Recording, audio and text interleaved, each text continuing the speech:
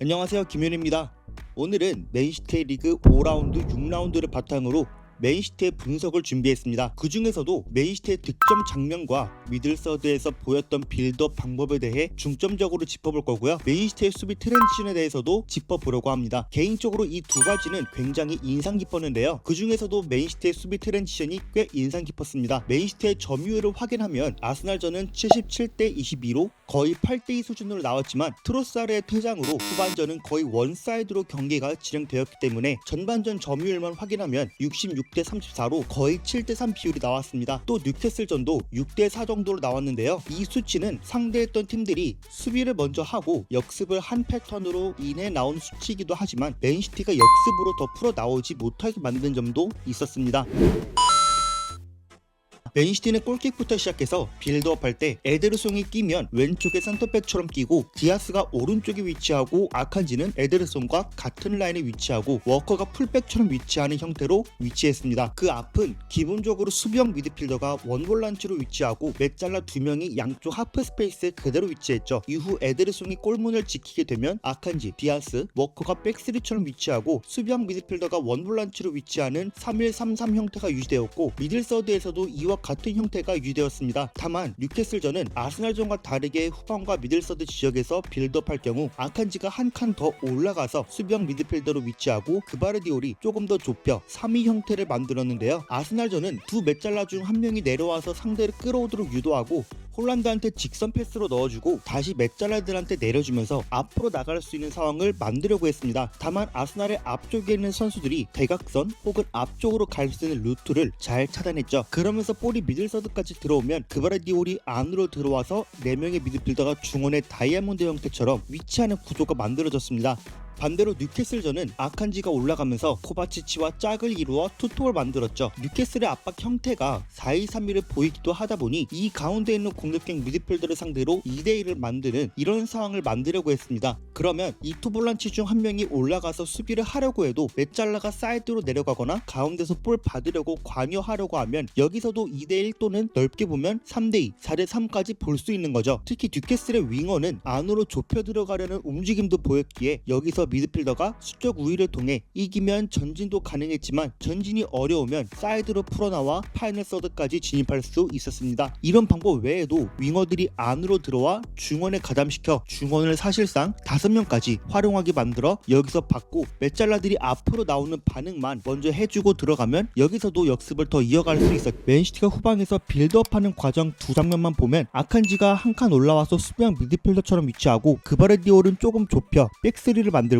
투볼란치 형태 만들었죠. 이런 형태는 아스날전에서 원볼란치 형태가 잘 안 풀려서 바꿨다기보다 상대의 압박 형태에 따라 맨시티가 대응했다고 봐야 합니다. 그러면서 아칸지가 볼 잡을 때 기마랑이스는 물으면서 코바치치를 체크하고 고든이 몰아가는 방식으로 수비했죠. 이후 김도환이 사이드로 빠지고 윙어가 센터백한테 접근할 때 여기서 2대1이 발생되어 아칸지는 프리로 앞으로 나갔다가 사이드로 또 주면 김도환이 앞을 보고 전진하는 형태가 나왔습니다. 이후에 홀란드가 침투하면서 이 득점 기회가 나올 수 있었습니다. 이런 상황도 워커가 높게 올라간 상태에서 균도안이 가운데서 관여해주고 있죠. 이후 아칸지가 순간 내려가는데 받으러 내려간다는 의미보다는 조금 더 대각선으로 들어와 상대 선수를 끌어오고 본인도 안으로 들어오면서 이 대각선으로 볼이 나갈 수 있도록 에드르송한테 시야를 열어준 셈이 되는 거죠. 그러면서 그릴리쉬가 안으로 들어와 중원에서 가담하고 균도안한테 내주면 여기서도 템포 높은 역습으로 나갈 수 있던 거죠.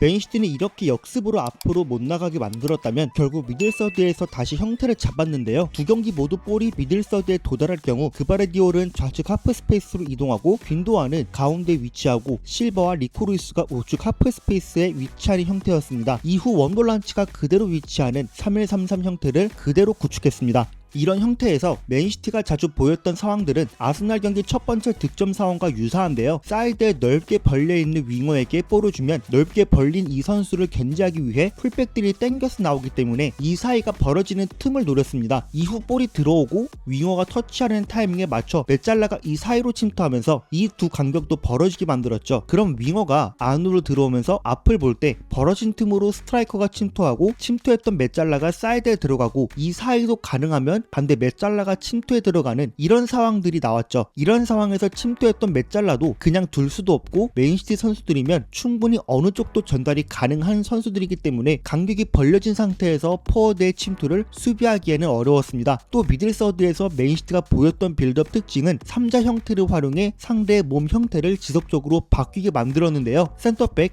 혹은 수비형 미드필더가 전진함으로써 상대 선수들이 나오도록 유도하고 2선에 있는 공격형 미드필더들한테 직선적으로 넣어주면 이 선수들은 상대가 이동하면서 조금씩 나오는 공간들에 위치한 선수들한테 다시 내주었죠. 그러면서 볼 받은 선수는 볼을 몰고 앞으로 전진할 수 있는 상황들이 생겨 상대는 계속 볼에 따라 몸을 돌려야 하는 상황들을 맞이해야 했습니다. 그러면서 공간이 좁아지면 반대로 크게 전환해 윙어가 1대1 상황을 맞이하게 되는데요. 이런 상황도 이전 상황에 보면 맨시티의 3명 공격형 미드필더를 수비하기 위해 미들라인을 좁힐 수밖에 없기 때문에 반대로 전환해도 최대한 윙어가 같이 수비하거나 1대1 상태가 되고 이런 상황에서 윙어들이 주로 안으로 많이 들어왔습니다. 이렇게 안으로 들어오게 되면 앞서 말했듯 하프 스페이스에 있던 선수 침투하면서 대각선 혹은 횡으로 줄 수 있는 루트가 열리기 때문에 주고 또 각이 열린 쪽으로 줄 때 몸이 골대를 바라보고 줄 수 있기 때문에 전진 패스도 가능하고 박스로 직접 넘겨줄 수 있게 되는 거죠. 때문에 윙어가 안으로 들어올 때 상대는 최대한 더블로 수비해 한 명은 이 사이드로 가는 걸 수비하고 한 명은 윙어가 안으로 들어왔을 때 대각선으로 볼 수 있는 시야도 방해하고 들어갈 수 있는 패스 길목을 차단하는 게 중요했습니다.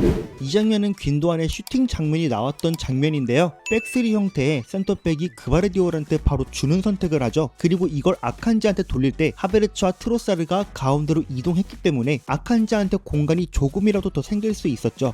그럼 아칸지가 여기서 볼을 더 몰고 오면 라이스가 나오게 되면 이 이성 공간으로 줄 수 있지만 지금은 상대가 크게 나오지 못했고 오히려 반대로 전환하면 사이드의 상대와 1대1을 할 수 있고 이전 상황에서 실바와 위치를 스위칭했던 사비뉴가 안에 위치했고 위치도 한쪽으로 크게 치우치기보다 딱 가운데 위치하는 형태를 선점해야 했습니다. 그래야 이 상황이 될 때 사비뉴가 침투하면서 귄도안한테 볼이 갈 수 있었고 슈팅까지 나올 수 있었죠. 이번엔 득점 상황을 보면 워커가 약간 높게 올라와서 마르티넬리가 견제하는 상황입니다. 워커가 사비뉴한테 볼을 줄 때 실바는 대각선을 침투하면서 파티를 끌고 들어가고 사비뉴가 여기서 등지고 있지만 볼을 왼발로 안으로 끌고 들어갔기 때문에 본인이 직접 이 벌어진 틈으로 전진 패스를 넣어줄 수 있었고 센터백들의 간격이 실바로 인해 벌어졌던 상황입니다.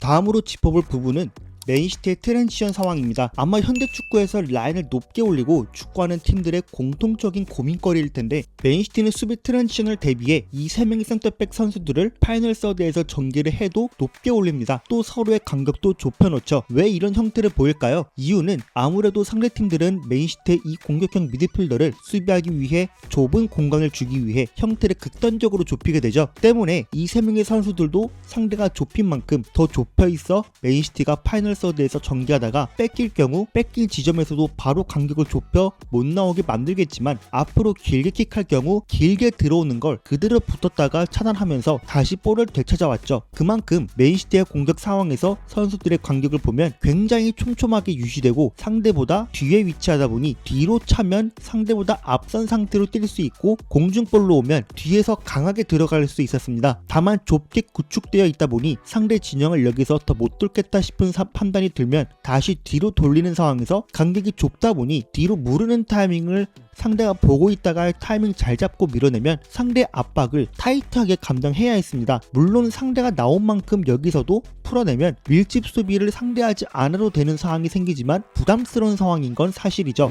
이런 상황을 보면 3명의 센터백이 이렇게 위치하고 디아스가 볼 수비한 상태에서 곧 패스미스가 발생하는데요. 여기서 끊기고 볼과 가까운 디아스부터 마르티넬리와 가깝게 위치하고 아칸지로 충분히 누를 수 있는 상황이 여건이 형성되는데요. 그러면서 볼과 가깝게 위치한 선수들은 다 위로 올라가서 못 나오게 누르고 디아스도 뒤에서 마르티넬리 더 못 나오도록 올라와서 누르고 이 손짓도 뒤에 트로사르를 커버하라고 가리키죠. 약간은 여기서 워커도 같이 올라와서 누르는 것도 필요했는데 볼이 앞쪽으로 아스날이 넘겼을 때 앞뒤로 누를 수 있도록 위치를 잡고 풀어나오고 이 볼을 다시 되찾아오게 됩니다. 지금도 도쿠가 드리블하는 상황에서 디아스와 워커가 높게 올라와서 상대 공격수들과 거리를 조금씩 좁히고 있죠. 형태를 보면 거의 극단적으로 뒤에 디아스 한 명 두고 아칸지와 워커가 여기까지 올라온 거죠. 이후에 도쿠 공격이 실패하고 아스날이 뒤에서 길게 킥할 때 여기서 거리가 가까우면서도 킥이 어떻게 오는지 보고 킥이 떨어지는 지점에 따라 알맞게 차단하는 거죠. 제가 오늘 준비한 맨시티 분석은 여기까지입니다. 재미있고 유익하게 보셨다면 구독과 좋아요 부탁드리고 여러분들의 의견도 댓글로 남겨주세요. 감사합니다.